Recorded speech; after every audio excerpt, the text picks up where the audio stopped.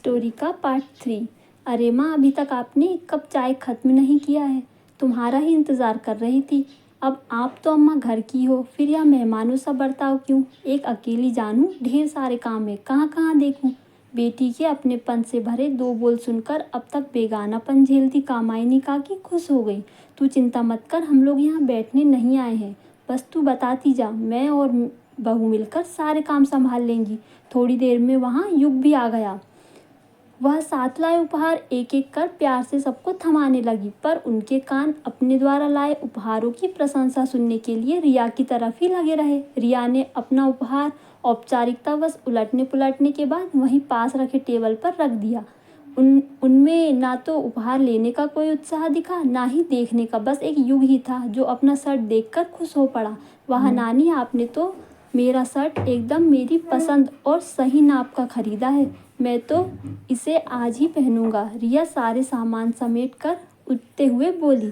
अब आप लोग आराम कीजिए, रात में मेहंदी और संगीत है। पर कामायनी काकी की आंखों में नींद कहाँ। वह लेटकर रात को संगीत में गाने के लिए अपने गानों को याद करती रही। शाम को संगीत का आयोजन एक खूब सजे धजे पंडाल में रखा गया।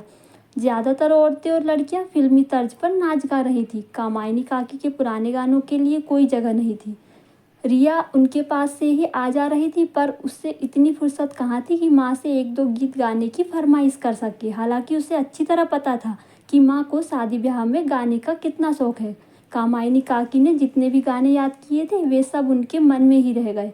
बेटी ने किसी से उनका परिचय तक नहीं करवाया था, इसीलिए अपरिचित परिवेश में चुपचाप दर्शक बनी बहू के साथ बैठी रही। बेटी द्वारा दी की गई अनदेखी चोट से वो बहुत दुखी हुई। थोड़ी देर बाद अतिथियों में ही शामिल होकर खाना खाने के बाद वह बहू के साथ कमरे में आ गई, जहां पवन पहले से ही खा पीकर बच्चों के साथ लेटा हुआ था। शायद वह भी अपने को अकेला और उपेक्षित महसूस कर रहा था। देर रात रिया उनके कमरे में आए। वह चुपचाप दीवार की तरफ मुंह घुमाए सोई रही। रिया उनके बगल में लेटी सपना से बातें करने लगी।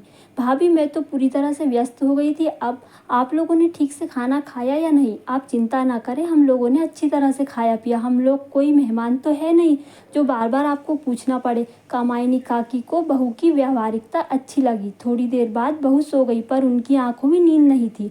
एक तो नई जगह, नया परिवेश, उस पर अपनों द्वारा दिया गया उपेक्षा का दुख। कमरे से निकलकर बाहर टहलने लगी, तभी पास के कमरे से आती आवाज़ सुनकर उनके कदम ठिठक गए। कुहू की आवाज़ थी। मम्मी, आप आज दोपहर में कहाँ चली गई थी? माँ भाभी और दोनों बच्चों के लिए पास के मार्केट से कपड़े लेने चली गई थी, वरना कल शादी में ये लोग अपने साथ लाए वही बेढंगे पुराने फैशन के कपड़े पहनकर तैयार हो जाते। कल होटल में कितने ही लोग आएंगे। अगर जान गए कि मेरी माँ और भाभी है तो उनके पहनावे देखकर क्या सोचेंगे। उन्हें तो मेरी इज्जत का ख्याल नहीं है, पर मुझे तो है। अब यहाँ आ गए हैं तो इतना तो ध्यान रखना ही पड़ेगा।